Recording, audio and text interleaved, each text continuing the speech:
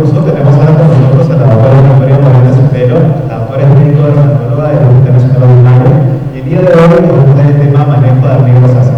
Fuertes aplausos para ella, por favor. Muchas gracias. Bueno, este tema que ustedes van a escuchar a continuación es uno de los temas más importantes de la dermatología, porque es un tema que afecta principalmente a los adolescentes en su gran mayoría. De un 80%, quizás a más, algún adolescente ha tenido algún grado de acné de diversa severidad. O sea que vamos a encontrar en la gran mayoría de adolescentes lesiones que corresponden a un acné, en ocasiones muy severas, que dejan lesiones muy críticas, lesiones secuelas, y no solamente son las secuelas físicas, sino las secuelas emocionales. No sé si apagan la luz para poder ver mejor. Avanza.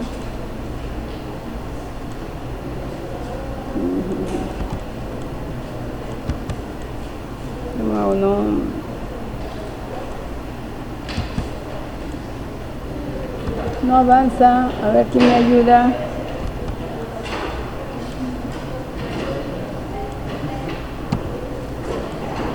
¿Dónde está el? ¿Quiénes son los especialistas en computación? No avanza el programa. A ver, ayúdame. No avanza, sí.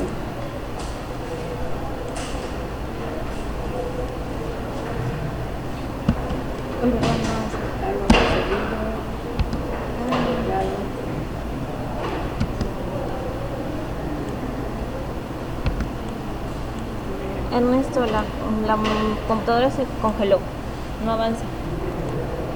Ya sí, le pasa. Ya está bajando, y como es su computadora se congeló. ¿Se congeló? Ahí está, con la flechita. Ya.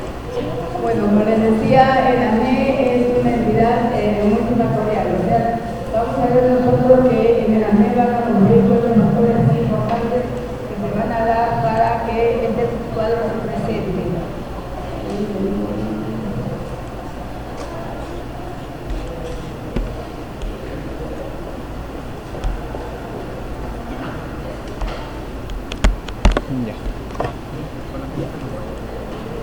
Como les decía, su incidencia es elevada y afecta más o menos al 95% de la población juvenil, pero puede persistir más allá de los 30 años en algunas personas, y puede aparecer muy tempranamente, entre 8 y 9 años, en niñas principalmente que tienen una adolescencia temprana. Entonces, la edad de presentación generalmente es de 14 a 17 años o 18 años, es el periodo de más alta incidencia, pero puede haber extremos.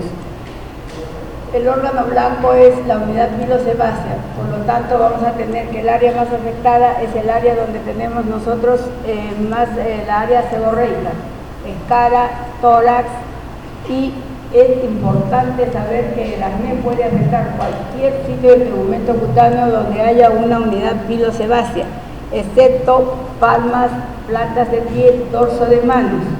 Tiene predominancia en el área seborreica, pero puede presentarse en areola mamaria, puede presentarse en borde interno del prepucio, en glúteos, y en general, como les digo, puede ser más amplio de lo que nosotros aparentemente vemos.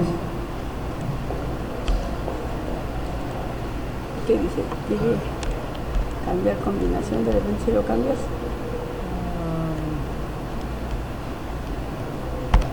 Listo. Entonces, en la edad etiopatogenia nosotros vamos a tener los 4 factores que van a concurrir para presentar un acné. La hiperplasia sebácea, que es una condición propia de la adolescencia, cuando empieza la función hormonal, va a haber un incremento natural de sebo. Va a haber una hiperkeratosis folicular. El folículo va a ser más aferente, más duro, y va a condicionar con el sebo un taponamiento de la unidad pilosebácea. Va a haber una proliferación de la colonización bacteriana.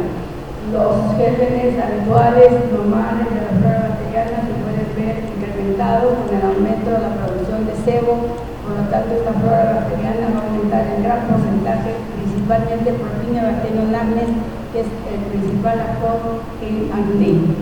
Y este fenómeno inflamatorio va a depender de la idiosincrasia del paciente.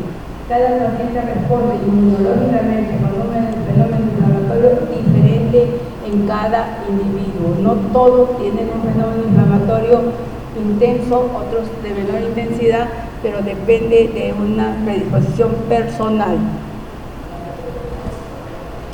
Como les decía, una de las cosas más importantes para comprender el proceso de acné es ver que se inicia desde la adolescencia con la activación del factor hormonal. El factor hormonal, la principal hormona que a nosotros nos va a interesar es la testosterona. Pero la testosterona va a provenir de los andrógenos, y los andrógenos provienen de los órganos blancos, que son testículos y ovarios, y suprarrenal. Entonces no olviden que suprarrenal también tiene una implicancia en este proceso y que pacientes muy estresados van a tener un aumento de andrógenos por vía suprarrenal y no solamente por gónadas. Entonces la testosterona es la más importante, pero también hay hormonas andrógenos débiles que están dando lugar ahí en su conjunto a los andrógenos. Cuando la testosterona se convierte en dehidrotestosterona y dehidroepiandrosterona, es por acción de esta enzima 5-alfa reductasa 1. La enzima alfa 5-alfa reductasa 1 es una enzima que también tiene una particularidad de tendencia genética hereditaria. El sujeto con acné es un sujeto andrógeno sensible y su hormona 5-alfa reductasa 1 en los pacientes con acné está más incrementada que en el paciente sin acné, o sea que tiene mayor actividad en el paciente con acné que en el paciente que tiene menor grado de acné. Entonces va a depender de la 5-alfa reductasa 1 para que yo tenga este metabolito que es de hidrotestosterona y de hidroepiandrosterona, que son los que me van a hiperplasear a la glándula sebácea. O sea, la glándula sebácea aumenta el volumen y lo que va a dar lugar a que haya un aumento o producción de sebo. Entonces yo puedo tener dos personas que tienen un nivel de andrógeno determinado, pero quien tiene la actividad de la enzima 5-alfa reductasa 1 es el que va a tener mayor incremento de hidrotestosterona y de hidroepiandrosterona, hiperplasia la glándula sebácea y aumenta la producción de sebo. Entonces es uno de los primeros factores importantes que se inicia en la adolescencia. Como les decía, hasta luego hay una hiperkeratosis vascular, que el adenosito es más puro, más aferente, y el sebo se impacta en la unidad fibrocelular. Este sebo es un sustrato muy importante para la proliferación bacteriana. ¿Y quién va a proliferar? Principalmente prolifera Propinobacterium acnes, Staphylococcus epidermidis y también Staphylococcus ovale, que depende del sebo. Es un elemento que prolifera cuando hay mucho sebo. Entonces, estos microorganismos van a producir esta enzima que es la lipasa bacteriana.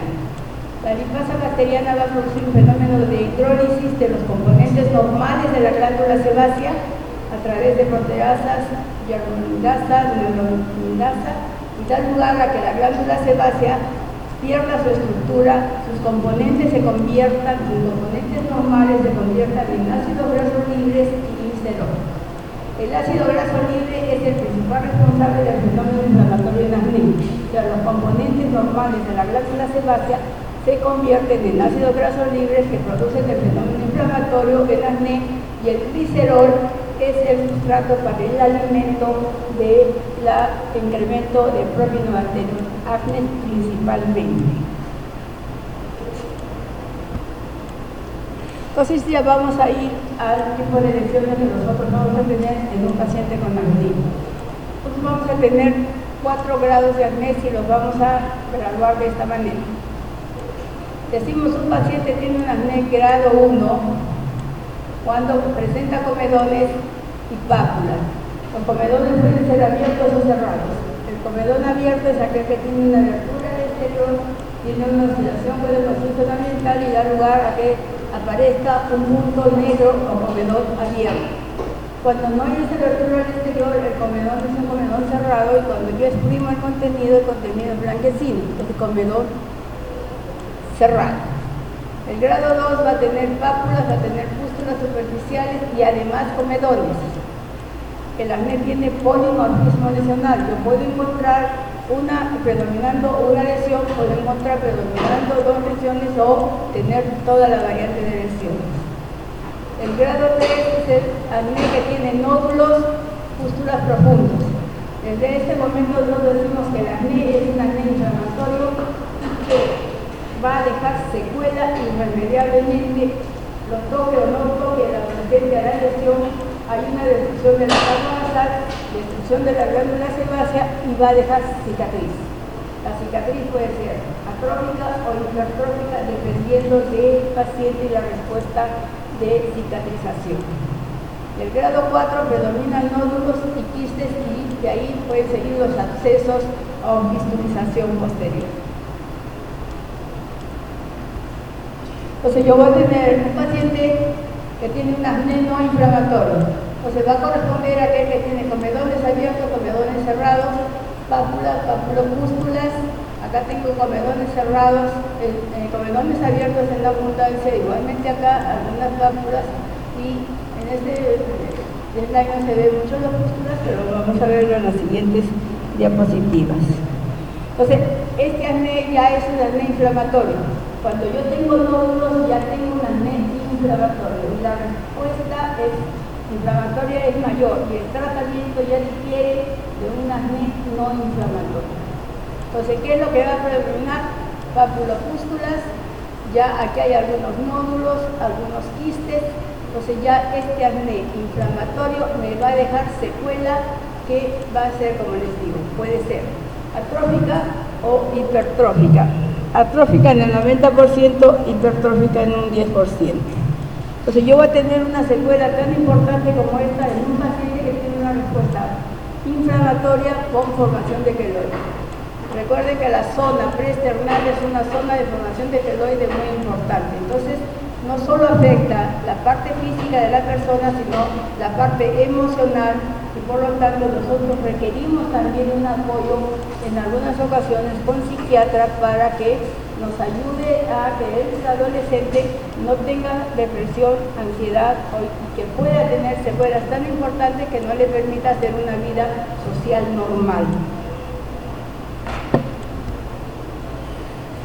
Entre los factores que a mí me interesa controlar en un acné, voy a ver que hay factores que exacerban el acné. Entre ellos tenemos los medicamentos. Cualquier andrógeno me va a mí a aumentar la producción de sebo y retrasar la glándula sebácea. Entonces todos los anabólicos en aquellas personas que hacen gimnasia y que quieren aumentar masa muscular van a tener como consiguiente la producción de un acné, generalmente en el área seborreica, del tórax y a veces el tallo. Ustedes recordarán que siempre corticoides sistémicos y tópicos de alta potencia y de largo plazo en tratamiento me van a conllevar a un acné esteroidal o acné por uso de corticoides. Los tuberculostáticos también son causa de aumentar la producción de grasa sebo y dar un lugar a un acné por tuberculostáticos. Las vitaminas del complejo B son condicionantes de una activación de la glándula sebácea, crecimiento y producción de sebo. Entonces hay un acné provocado por consumo de vitaminas del complejo B. Los antiepilépticos, los barbitúricos y dantorinas, igualmente los halógenos bromo-yodo, estos están en productos de antitusígenos que también a largo plazo aquel paciente que utilice estos productos puede condicionar un acné o aumentar. Inmunosupresores como acetioprina, ciclosporina, esto ya está repetido, y la quinina o quinidina también son condicionantes de activarme un acné o provocarme un acné. ¿Qué otros factores yo puedo tener?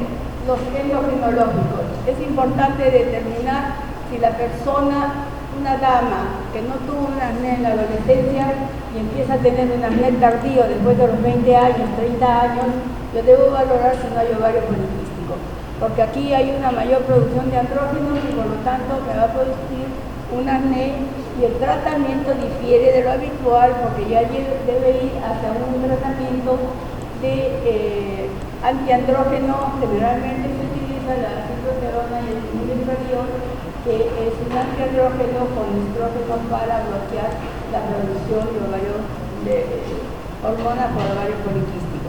En el embarazo, en alguna ocasión, tenemos un aumento del acné y hormonas de crecimiento también me pueden provocar incremento del acné. En los factores emocionales del estrés, ya les dije que los andrógenos también pueden provenir a través de vías suprarrenales y por lo tanto el estrés es un condicionante de aumentar el acné. Mecanismos de autoagresión, esto es muy frecuente. El acné esfoliado, aquel del adolescente, lo pellizca, lo aprieta, deja huellas, deja secuelas, deja manchas. Entonces vamos a ir a nuestro manejo de acné. ¿Qué nos interesa a nosotros ver en el manejo de acné? ¿Cuáles son los objetivos del tratamiento? Que el proceso no dure mucho más allá de un periodo determinado para que este proceso no sea, no deje secuela o no dure mucho tiempo en el tratamiento vía sistémica. Que debo prevenir la cicatrización anormal para evitar la mayor cantidad de secuelas. Y yo debo reducir el impacto emocional que produce el acné en el adolescente. Entonces el tratamiento va a ir dirigido a eliminar los comedones, en primer lugar. Controlar la hipercaracterización, disminuir la flora bacteriana y las levaduras lipofílicas y controlar el fenómeno inflamatorio. ¿Cómo lo voy a lograr?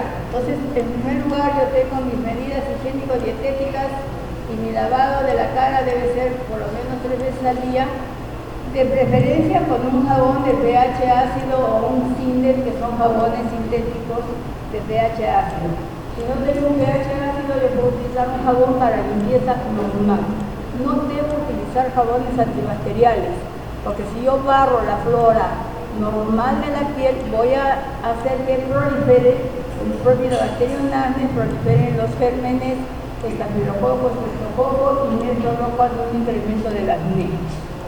En la dieta algo concreto, pescado, mariscos, que son condicionantes de aumentar el acné porque tienen halógenos, tienen mucho yodo. Entonces ya hemos dicho que los bromuros, los yodos nos dan incremento del acné.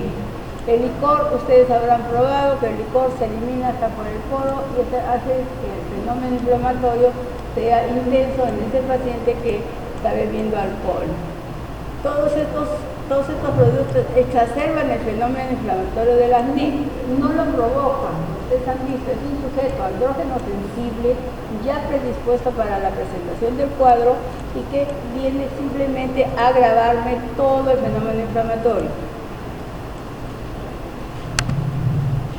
¿Yo qué debo acá? Desterrar, ¿qué mitos debo acá desterrar?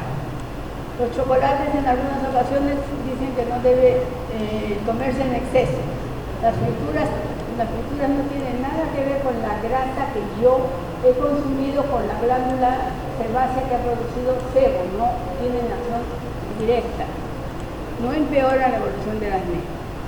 No se ha podido demostrar fehacientemente que la dieta tenga algo que ver. Hay algunas personas que refieren que les cae mal un alimento, esa persona debe suspender aquel elemento que considera que incrementa su acné. Entonces, lo único que sí se preconiza una alimentación razonablemente sana, sin muchos colorantes, preservantes o sustancias que me puedan incrementar a mi inflamación.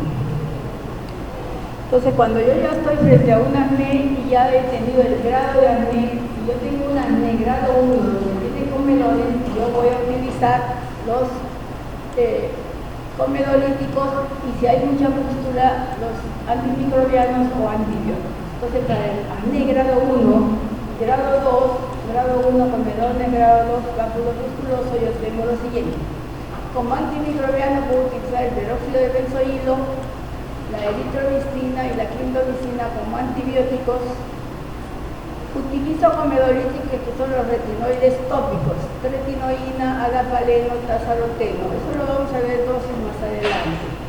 Otros productos que son el ácido celaico, que es un hidroxiácido, y combinaciones antimicrobianas con retinoides. O sea, yo puedo combinar una tretinoína con eritromicina, una tretinoína con clindamicina o una tretinoína con peróxido de benzoíno. Hay combinaciones.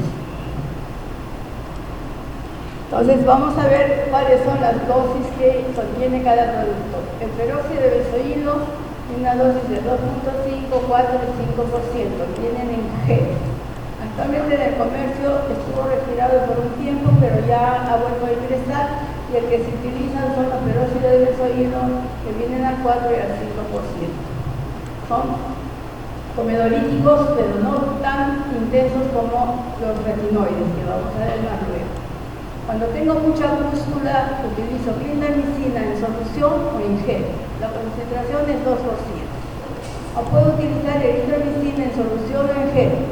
Se utilizaba el 2%, pero ya está quedando de lado porque Propionibacterium laxus está siendo resistente y por lo tanto ha subido la concentración a 4%.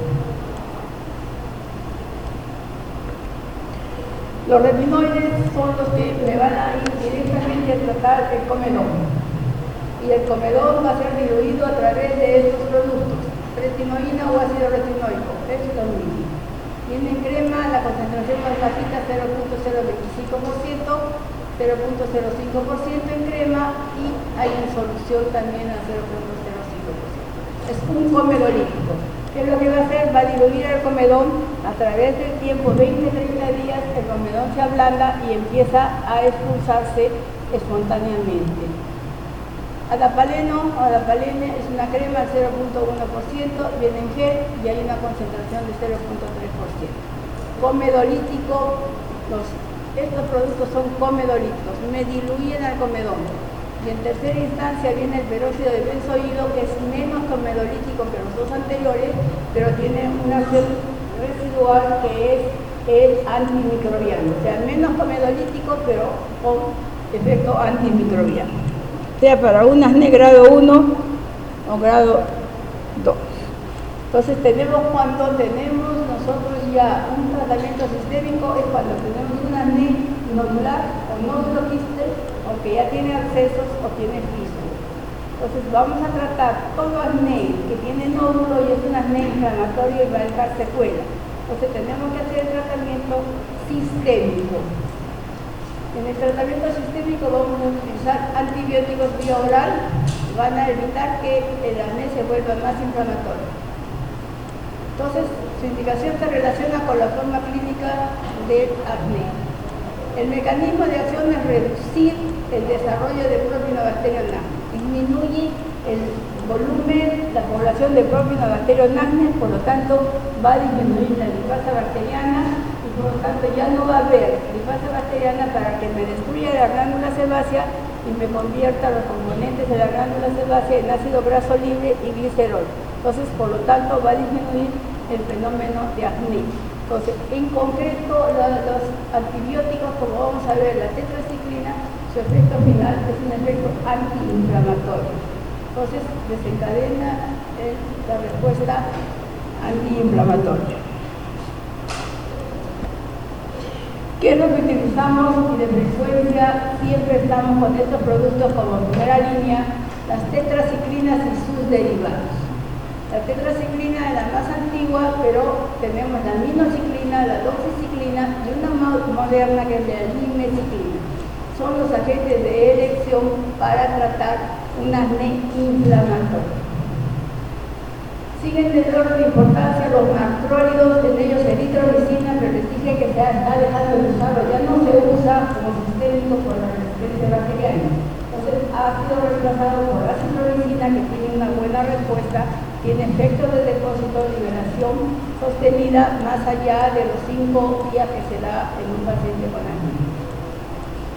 ¿Cuándo se da citromicina? Cuando está contraindicado las tetraciclinas. ¿Cuándo están contraindicadas las tetraciclinas? Alguna sensibilidad que tenga el paciente, pero principalmente está contraindicado en menores de 14 años porque altera el esmalte dental de los dientes y inhibe el crecimiento total de la persona, cierra tempranamente los núcleos de crecimiento y por lo tanto la talla de ese adolescente puede ser menor de lo que estaba programado. No debe utilizarse tetraciclinas en personas embarazadas. está contraindicado. Cuando hay un embarazo, contraindicado el uso de tetraciclinas. Y si hay sensibilidad por las tetraciclinas, no deberían usarse cuando hay reacciones de fotosensibilidad, contraindicado el uso de tetraciclinas. Entonces nos va bien acitromicina. Entonces, las tetraciclinas tienen una actividad antiinflamatoria porque inhiben la quimiotaxis de los neutrófilos, la producción de citoquinas y las funciones de los macrófagos. Disminuye la producción de prostaglandinas y por lo tanto disminuye el fenómeno inflamatorio.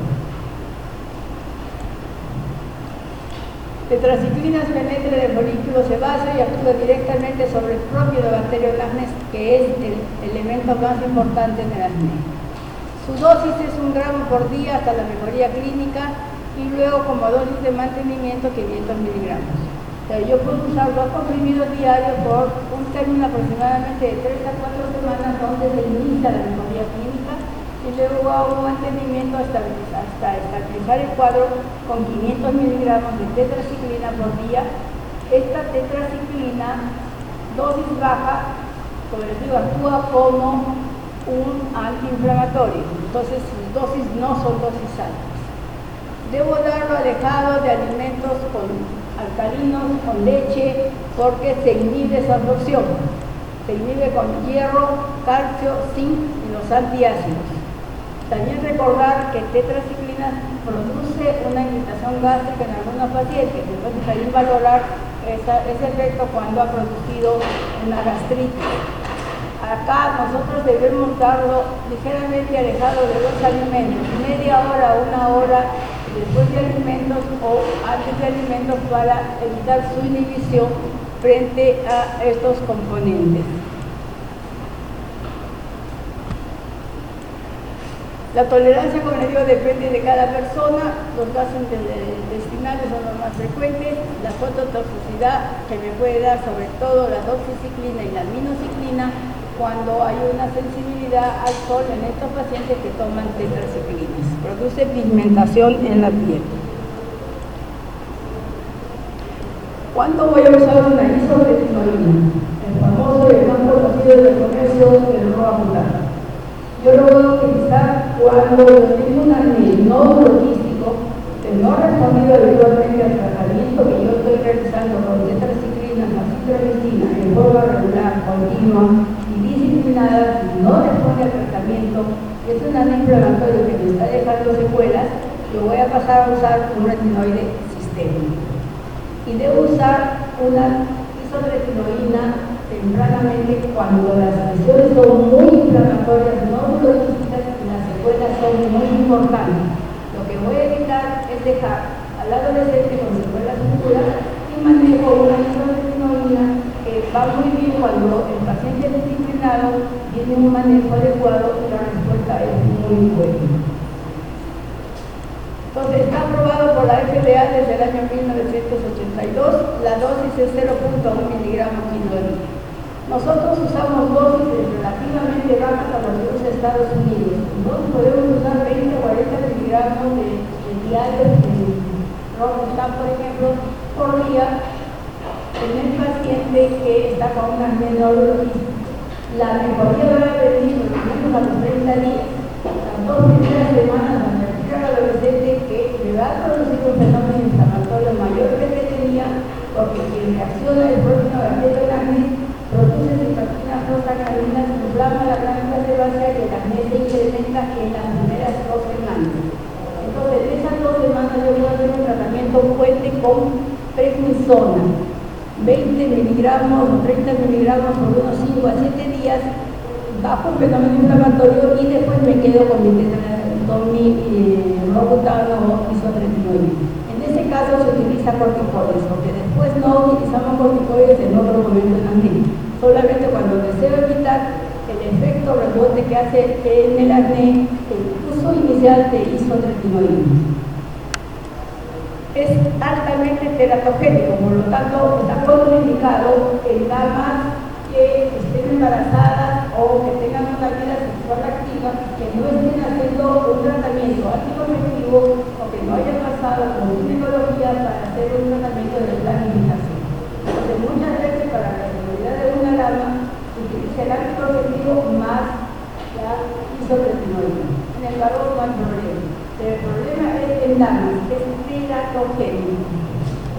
Los efectos colaterales más importantes es la sequedad del labio y mucosas.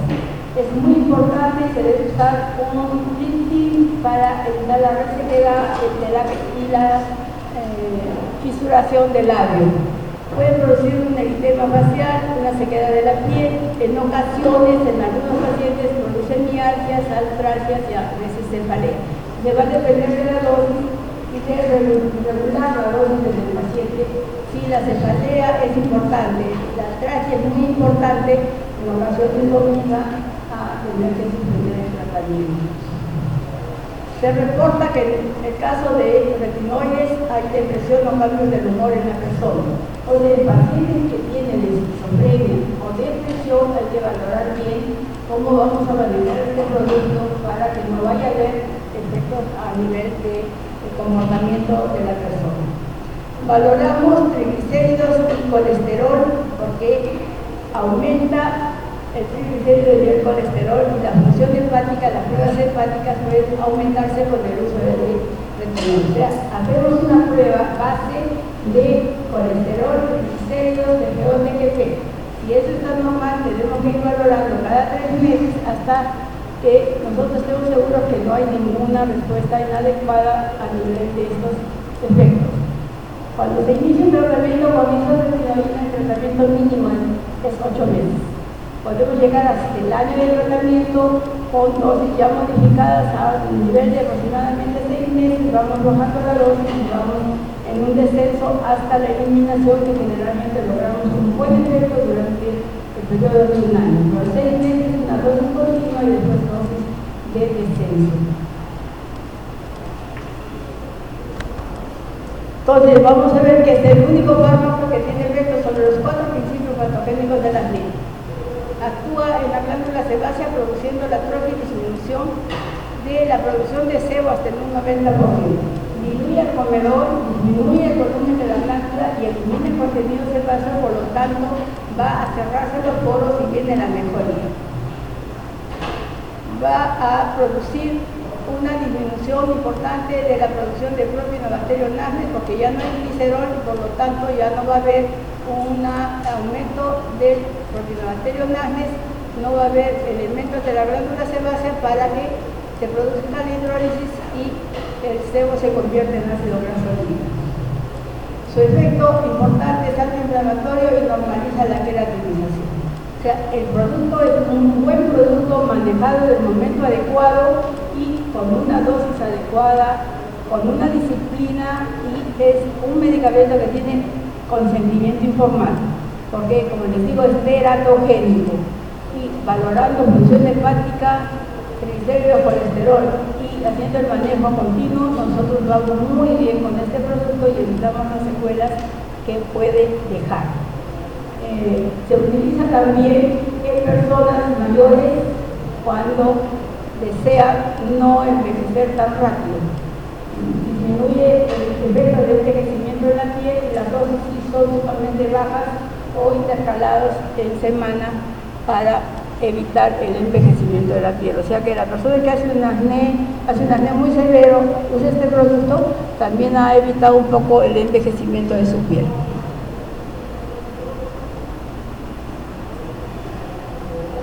¿Cuándo voy a usar un antiandrógeno? Tengo que usarlo cuando es muy importante el efecto sobre el paciente. Puedo utilizar como antiandrógeno la espironolactona. Ustedes saben que es un diurético, tiene efecto competitivo con el andrógeno y la dosis es de 100 a 200 miligramos por día. El efecto que va a haber es un efecto diurético, pero es un antiandrógeno. En alguna ocasión se utiliza. Acetato de cicloterol y etilibrestradiol lo utilizo como un anticonceptivo en damas con ovario poliquístico. Es un antagonista de los receptores androgénicos e inhibe competitivamente la unión de testosterona, de testosterona con el receptor androgénico y suprime la secreción de andrógenos por el ovario. Tratamiento mínimo de una Ciproterona con estradiol es de 1 año en una dama con ovario poliquístico. Menos tiempo no hay un efecto real. Recién a los 4 meses se estabiliza el proceso y debe durar 1 año el tratamiento de ovario poliquístico en una dama que está teniendo una D por esta causa. ¿Alguna pregunta en cuanto a acné?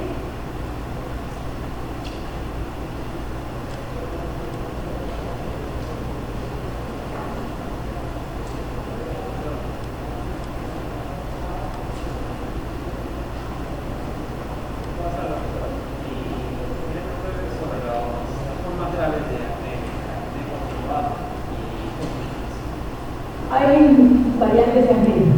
Las variantes de acné atípico, que nosotros hemos visto el acné, los comunes corrientes, los cuatro tipos controlados, los inflamatorios y inflamatorios. Pero hay el acné que son atípicos, que son el acné con clorata, el acné fulminante. El acné con clorata es un acné nódulo quístico muy severo que además de tener lesiones muy intensas de inflamación, da lugar a que haya malestar general, que haya fiebre, que haya atracción, dolor de cabeza, y da lugar a un manejo inmediato de frente con isotermina. Allí no probamos tetracitrinas, acitromicinas, no. Valoremos nuestras pruebas de función hepática, el colesterol e iniciamos el tratamiento con isotermina. Es la única forma de controlar un acné con clorata.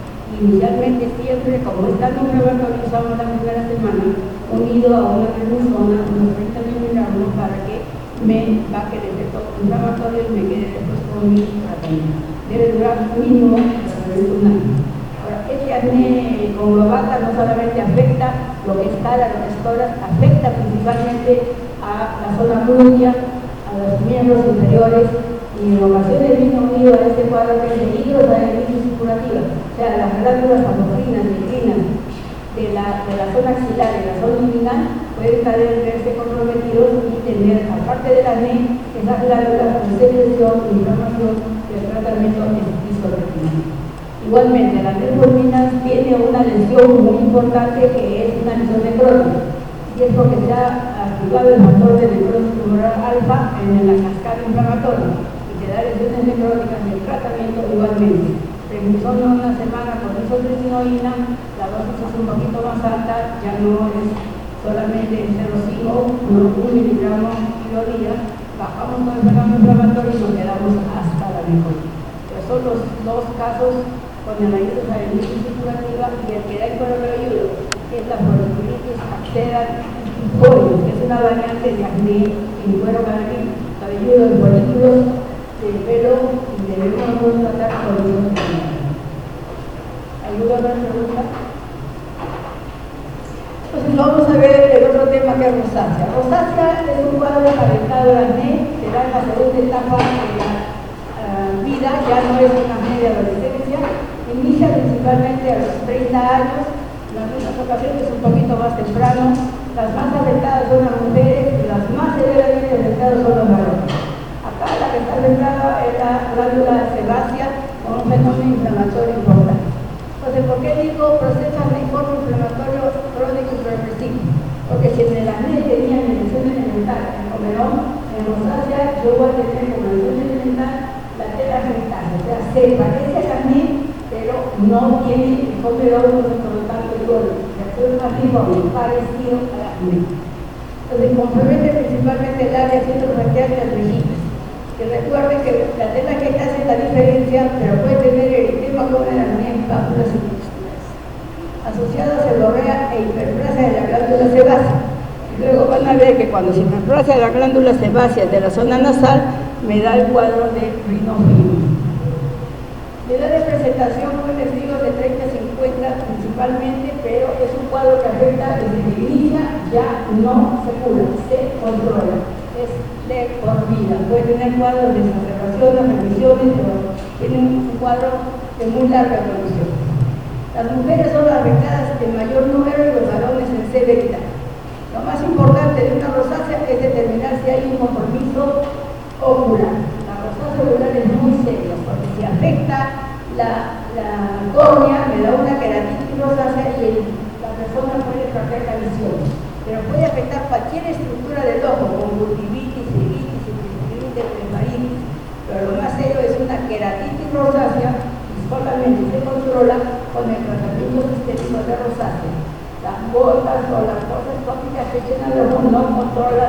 rosácea ocular. Tiene que ir unido al tratamiento sistémico de rosácea cutánea.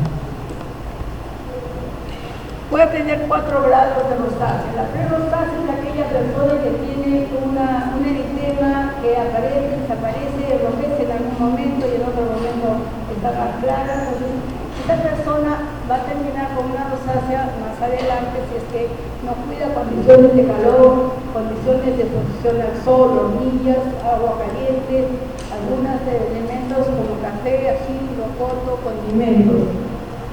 La rosácea vascular es aquella donde ya yo veo vasos dilatados sanguíneos, por lo tanto estoy viendo telangiectasias. Entonces se pueden estar muy inflamatorios y me dan un enrojecimiento de la piel importante. La rosácea inflamatoria verdadera ya tiene pápulas, tiene pústulas y tiene telangiectasias. Y la rinofima es la hiperplasia de la glándula sebácea del área nasal con aumento del tamaño del enrojecimiento, pero puede haber otras fimas, si se inflama la oreja, otofima, si se inflama la nariz, anofima. En la frente puede haber así crecimiento exuberante y son las fimas, pero la más frecuente es el área nasal, que da como si fuera fresas en la nariz. Entonces yo voy a tener una persona que tiene un eritema, pápulas y telangiectasias. Puede ser simétrico como puede ser asimétrico, no todas las áreas que complementan, a veces es un área predominante frente a otra. Entonces yo puedo tener una mejilla más comprometida que la otra, afecta tanto a hombres como a mujeres, como les digo, los varones son más severamente afectados que las damas. En el varón yo veo bastante eritema, algunas pápulas, pero siempre tengo que ver la telangiectasia. El área centrofacial es el área más afectada. Acá eritema, pápulas, puede haber pústulas y recuerde, no afecta el área periorbital. La dilatación vascular es importante, acá es una dilatación importante, pero si acá es una hiperplasia puede ser esas narices muy exuberantes, ¿no? Entonces, ¿qué es lo que me interesa manejar a mí en rosácea? En rosácea tengo que yo tener en cuenta las medidas higiénico-dietéticas aquí son importantes. Debo yo tener un lavado o un jabón normal de torrador habitual que no sean alcalinos o un simple de pH. La dieta es muy importante. Todo aquello que produzca vasodilatación aumenta la rosácea. El ají, el rocoto, el condimento, bebidas calientes. Luego tengo que tener cuidado siempre con el licor. Café puede consumir tibio, los elementos de calor deben ser tibios, evitar la exposición a la luz solar y al calor. No debe estar en cocina, calderos, saunas, baños calientes. Hay personas que trabajan en la industria de calor, tienen rosácea, ellos no deberían trabajar en esas condiciones porque su rosácea empeora. El tratamiento tópico me ayuda, no es determinante en el tratamiento, me ayuda. Yo utilizo metronidazol en gel, 0,75% y un 1%. En el comercio ahora es de 0,75 en gel y en gel. Metronidazol me regula a mí la formación el modo percutor que puede estar presente en las lesiones que tienen, que son grasa o las glándulas hiperplaseadas que están. El modo percutor es un ácaro ambiental que vive muy bien en esas lesiones y produce prurito. Entonces el metronidazol me va a regular a mí esa condición.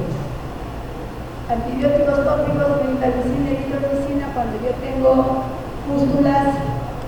Permetrina también puedo utilizar cuando yo encuentro de modo efectivo y eso lo evidencio en una, por primero, clínicamente una guía es que el prurito generalmente no se pone en la cara.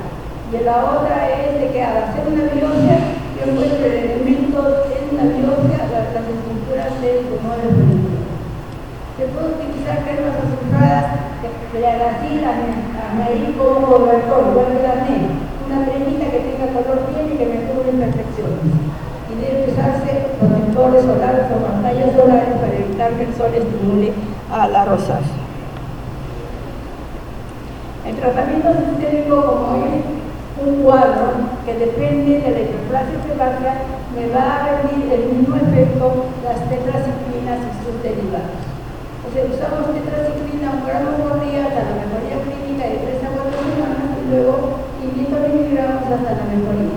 Y ahí yo puedo suspender el tratamiento y volver a reiniciar cuando reinicia el cuadro. Acitromicina 500 miligramos por día y puedo repetir en ciclos de 2 a 3 semanas hasta la mejoría clínica. Puedo utilizar metronidazol también como droga de primera elección, igual que tetraciklina.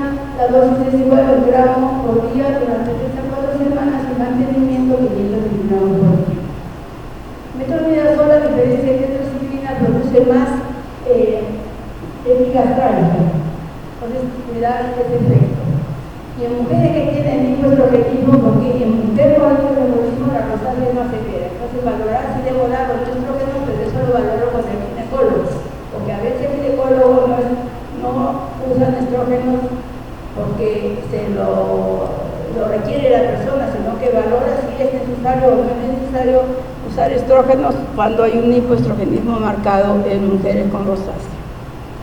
Entonces vamos a ver que el rosácea y el acné, el tratamiento es similar en lo que corresponde al tratamiento sistémico. Son los mismos medicamentos, las mismas dosis, lo único que el acné tiene mucha importancia el tratamiento tópico y en rosácea el tratamiento tópico cuando hay temores por el flor es importante utilizar los acaricidas, ¿no? Permetrina, metronidazol y las pantallas solares o protectores solares. Si hay alguna pregunta, ustedes me hacen saber.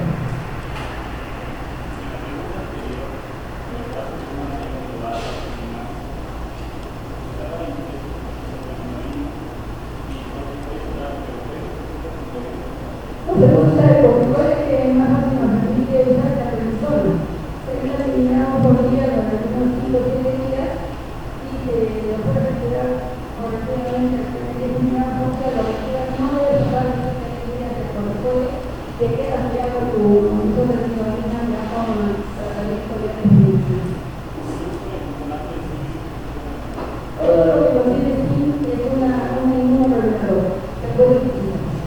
También por eso tenemos compuestos de tóxicos de zinc. Tenemos compuestos con el citrato de zinc, tenemos otros compuestos que tenían unidos a zinc y están buenas para el zinc. Lo que pasa es que no están disponibles en el momento. ¿Alguna pregunta? No. Bueno, si no hay una pregunta,